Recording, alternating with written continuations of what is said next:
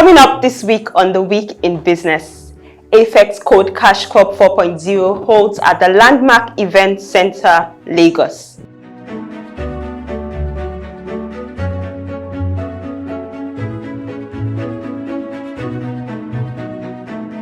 NGX closing Gong ceremony. Ministry of Finance Incorporation engages capital market stakeholders.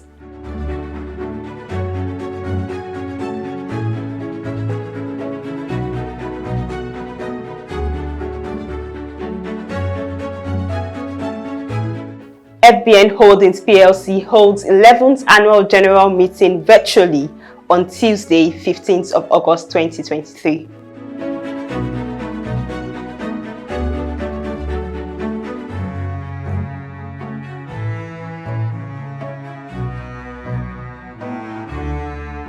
Nigerian British Chamber of Commerce holds August edition of the Sharing Experience series at the NBCC Plaza, Lekki Phase 1, Lagos.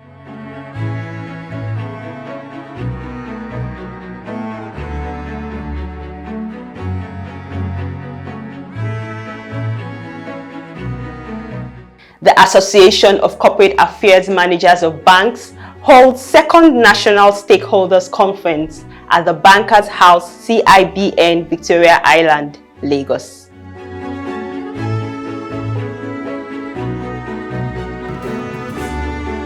Alright, it's great to have you join us on this week's edition of the program where we share with you some of the major events in the world of business in Nigeria this past week. Thank you so much for tuning in. I am Taiwo Akinawo. Alright, first on the event highlights for this week, we begin with the AFEX Code Cash Crop 4.0, which held on Saturday at the Landmark Event Center, Lagos. Featuring a great lineup of speakers from visionary thinkers to creative disruptors, the event brought about valuable insights and inspiration from every speaker who graced the stage. Take a look. We focus on building products with features that basically you don't care if anyone is going to use or not. So when people come and tell me, they're like, oh, you know, I have an app. And I'm like, okay, nice. Congratulations. What problems your app solving? And they look at me like, oh, it can do this. And I'm like, What problem is your app solving? And that means taking an outside-in view in terms of what problem is it solving for the user rather than what problem are you pushing out into the market. Market segment insights in innovation. We say that you look through the three pillars: the market segment insight, the value chain insight, the technology insight, and all. The market segment insights as its all, or the customer insights as it were, you could look at, am I targeting my innovation at new set of customers, or am I targeting the existing customers but in a new way that existing or incumbents within that ecosystem have not actually given them something before now? That's one. Then the second thing is, when you roll out your products and you are looking at your users getting to start using your product, there is the early adopters that you have in the adoption cycle. This set of people who would be the pioneers, they would also be the progressives, right? They are sort of the set of people that kill a lot of inventions. Once you have your pioneers, you believe I have arrived. Let me say, in comparison to people I'll call and refer to as dinosaurs, who have done this before, the tech period. The highlights of building in this current world is, it's like a high. You first, and especially in the world of tech, right? You're able to start up a product, whatever, website, yada, yada, yada. And the way any product you can build today can scale so fast to get someone to use it from anywhere in the world is as easy as it takes you 5 minutes. I can set up a WordPress website to sell agro products, for example, and have someone in the US look at it. The highlights of that is probably what I'll call one of the biggest high. It's you being able to have anyone have access to it. Then the lowlights is what I would say brings you back to the world, right? with this particular instance, it's when you take a project and turn that into a business. That in itself now becomes the entire lowlight of the tech generation or the tech world. As you're aware, this is the 4th edition of the Code Cash Crop program. For us, is a very, very pivotal moment in our growth, right? Being able to grow the capacity of what we're doing from when we started in Yaba some years back to where we are today. And it also speaks to the value of what we believe is in the market, being able to attract young minds into the ecosystem, right? When you talk about building capacity around technology, finance, and agriculture to scale, to unlock the potential of the industry, that's the value we see here. And it's not just unlocking the value in the ecosystem, but more around attracting youths and women into the industry. And there's so much gap and capacity in the ecosystem that we need to play with, which is why you can't miss out when you take a bet on this generation. And for us, it's one of those things that we'll keep putting our money where our mouth is, meaning we'll always support the inclusion of youths and women in this ecosystem.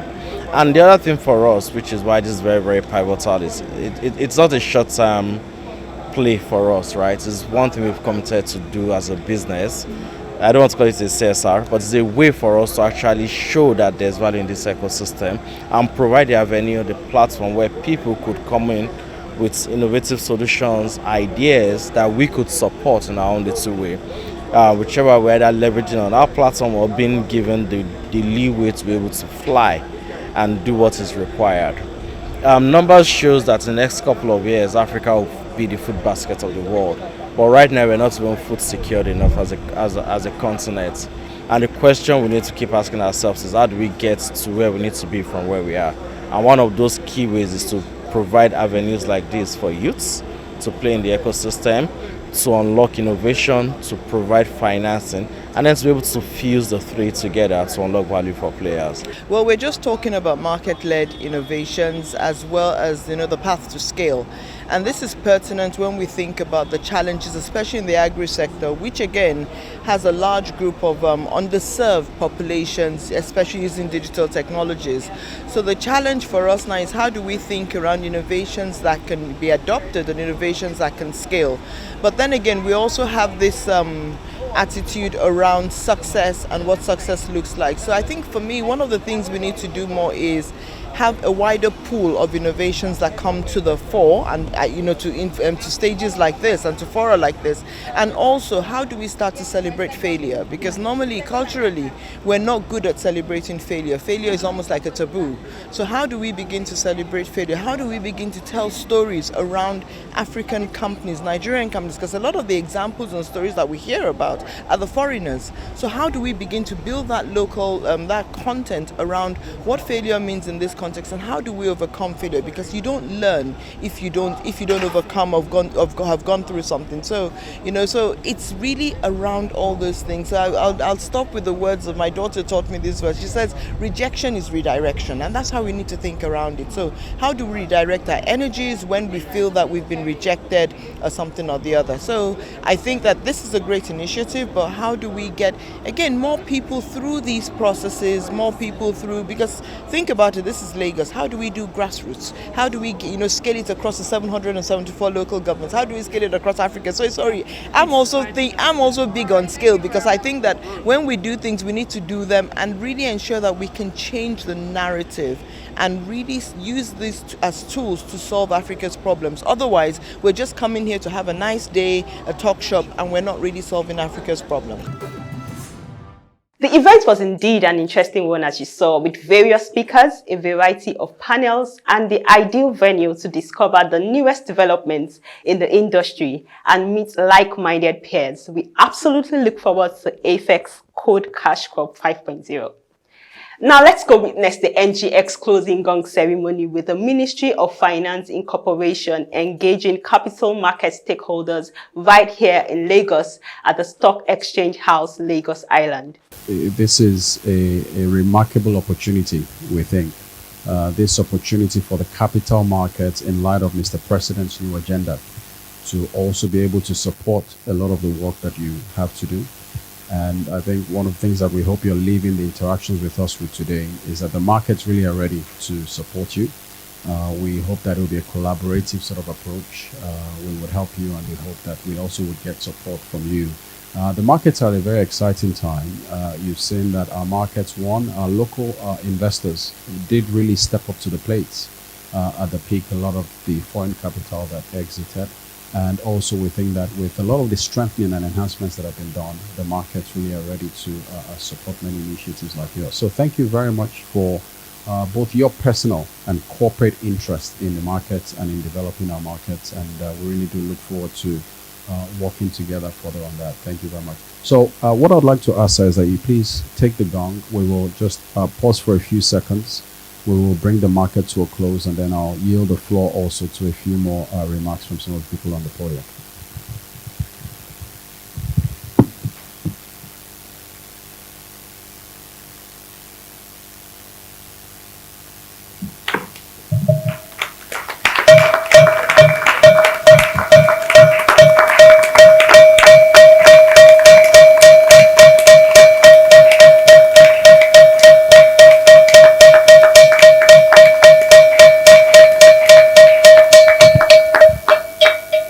Beautiful. Good job, I should say. Can we please give him a round of applause for that? Thank you very much. So now that we have a little bit more time to breathe and we're not trying to get the closing gong, I'd like to just ask first and foremost Ms. Tinuawe to also give us a few welcome remarks for MOFI. Okay. I think I'll be very short because I don't think this is a day for speeches. I think, there's a lot to be done. And at NGX Regulation, we're very happy to have NGX entering into this collaboration with MOFI. As I said upstairs, this is a regulated market, and I know that all the gentlemen of the city sitting on the floor will agree with me, and that whatever MOFI does in this market, its assets are safe in this market. They'll be well looked after, and the decisions to come into this market will not be regretted with respect to transparency, with respect to integrity, with respect to following up on any issues that MOFI may have, and ensuring that things are done appropriately. So we're quite pleased, and we're looking forward to working with the market and MOFI to actualize the intentions of the mandate. Nigeria is at a very interesting phase in its history.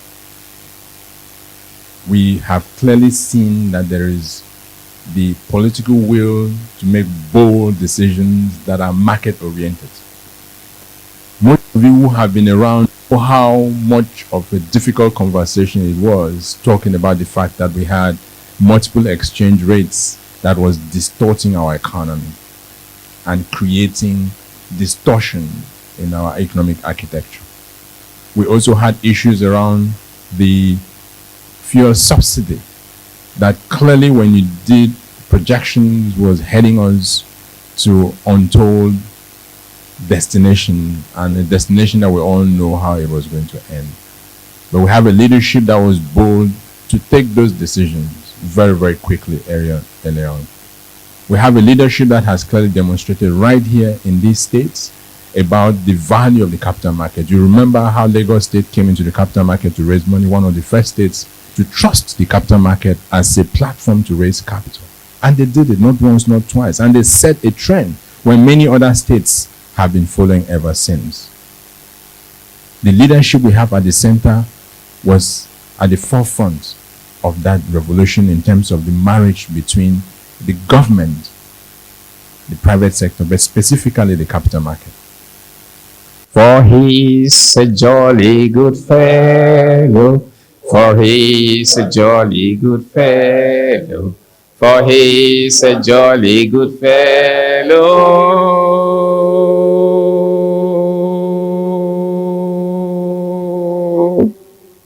And so say all of us, and so say all of us, for so say all of us, For he is a jolly good fellow. For he is a jolly good fellow. For he is a jolly good fellow.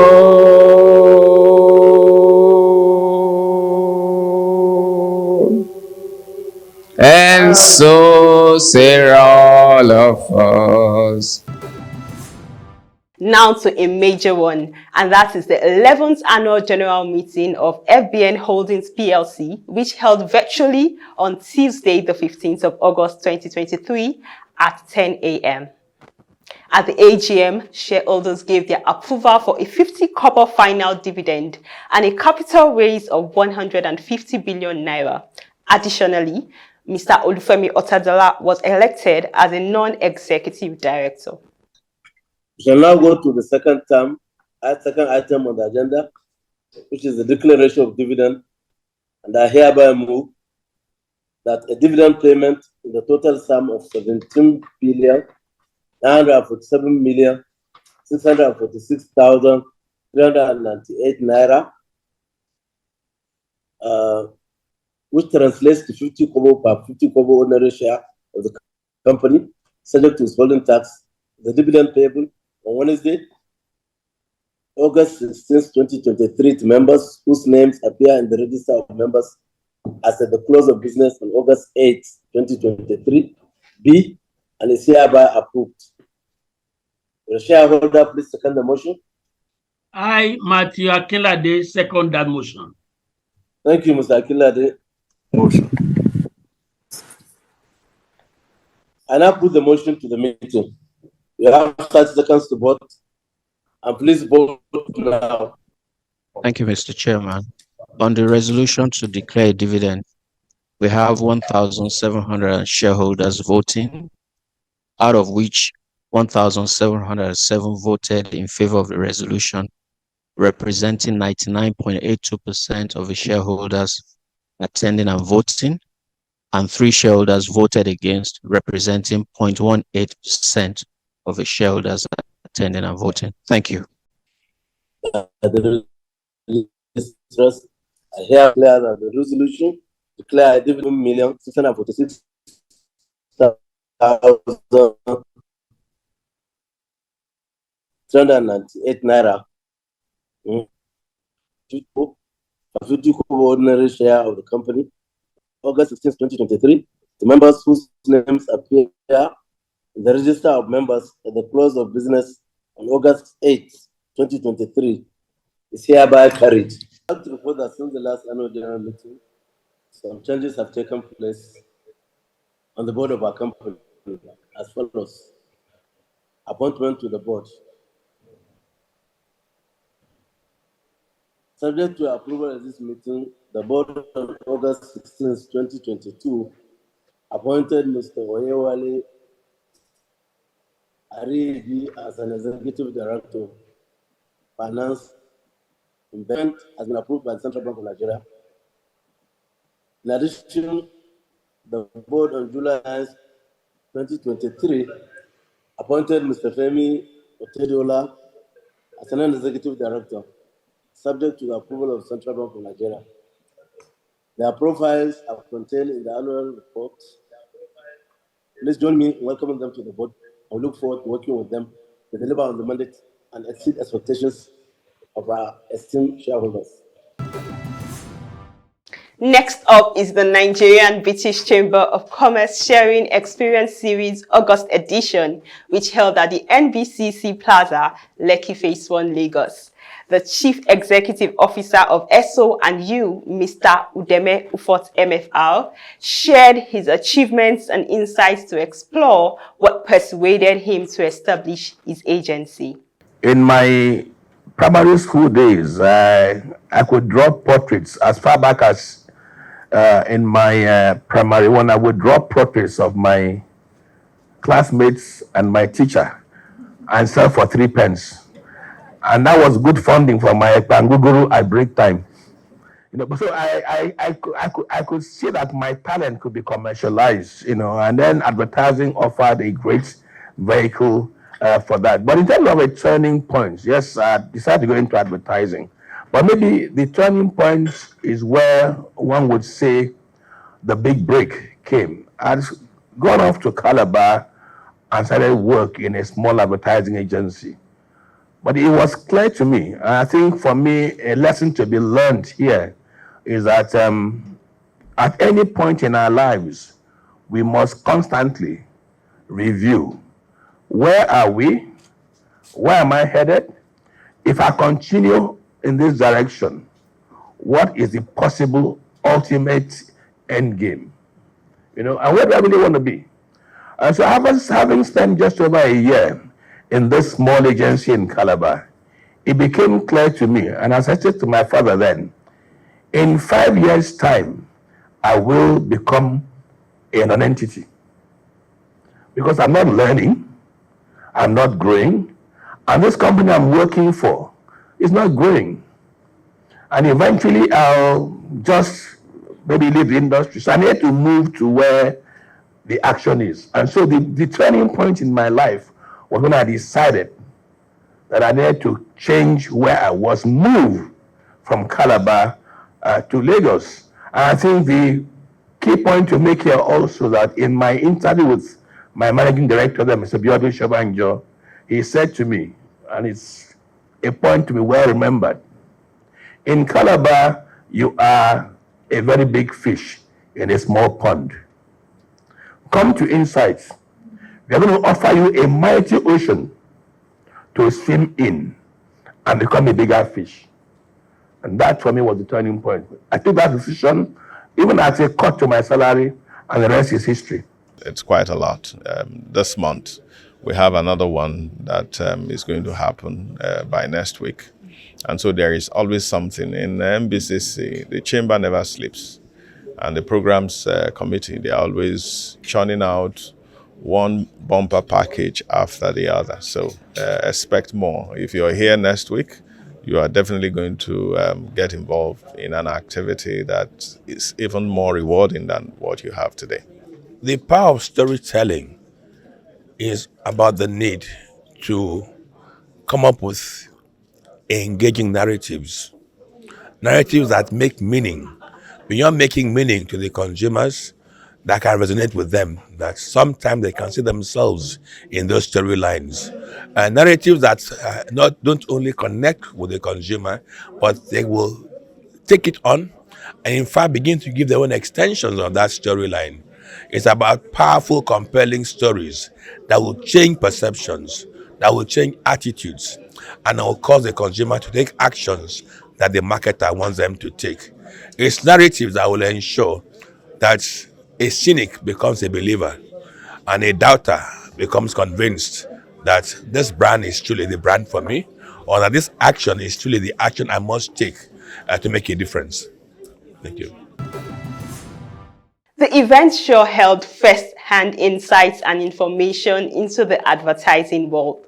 We look forward to the September edition of the Sharing Experience series. Finally, on the event highlight for this week is the Association of Corporate Affairs Managers of Banks' second National Stakeholders Conference, which held at the Bankers House, CIBN, Victoria Island, Lagos. Let me just use this card. And I paid. And I forgot about it. Only for me, about 2 weeks later, I got a call or I got a mail from Santander which said to me, we found strange activities on your bank, on your account, and they spent 800 and something pounds in a country that it was obvious that I was not. We have replaced your funds and we have suspended the card. Now, will I ever leave Santander? I didn't even know they are taking the money. I think it's been amazing. I have learned, and I think we've all learned here. I would finish with my most famous African proverb. I think our discussion today was around how we survive in these dynamic times, right?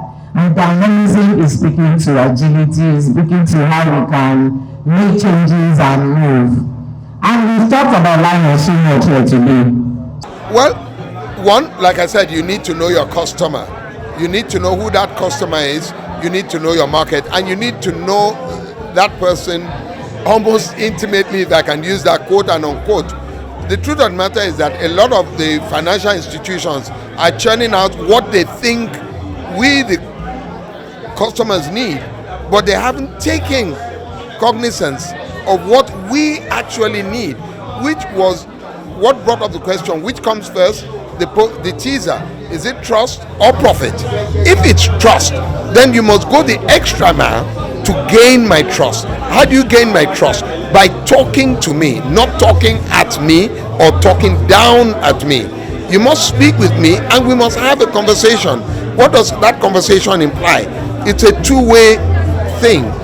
I must listen to you and you must also listen to me.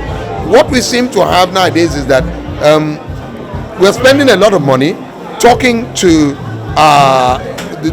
the customers, but we're not listening to them. So critical, one of the ways of building trust is to listen to the customer, find out exactly what his or her needs are, and then address them. And then in terms of the dynamics of marketing financial services in these challenging times, what will be your advice to the financial service institutions? Again, for me, that's the bottom line. Creativity has come in. Innovation is key. Of course, we must adopt technology, even in greater measure, to make sure that we deliver on what the expectations are. But the key thing, like I said, is still trust. What is a bank? A bank is somebody that keeps money and disburses money. Basically, that's the bottom line of it. Whichever way we, let me use the word, package it, that's the essence. They're either taking money or they're giving money. Now, to take money, I must trust you. For you to give me money, you must also trust me. So the trust quotient must be very high, even if we do everything else. And then finally, we have a new cabinet assigned portfolios, and there are three critically that have to do with perception management, which is what we pioneer in Nigeria: information and national orientation, tourism, and then arts, culture, and creative economy. What would be your advice to these three ministers in helping changing our perception to become that country that can become a dynamic and great country in terms of perception across the world? Well, that's a wide range question. Like any other administrator, or any administrator should do, worth his or her salt, you must understand the environment in which you're operating. You must realize what the issues are, and then you must set yourself goals, measurable goals, achievable goals. Sometimes when I listen or I hear some of the goals set by some of these people, it's almost like they are setting themselves up to fail.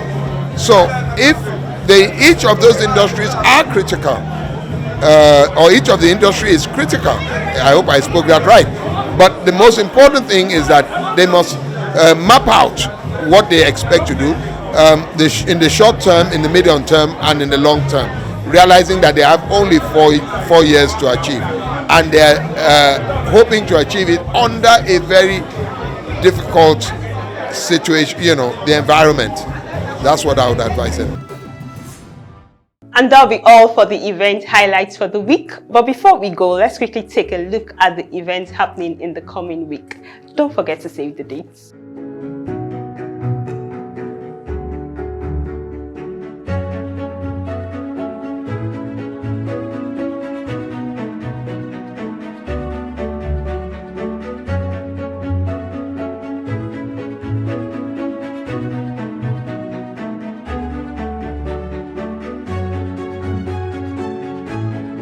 Well, that is on the week in business for today. Thank you very much for watching. For more business, finance, and economy content, follow us on all of our social media platforms at WebTV Nigeria and visit our website www.postshare.co.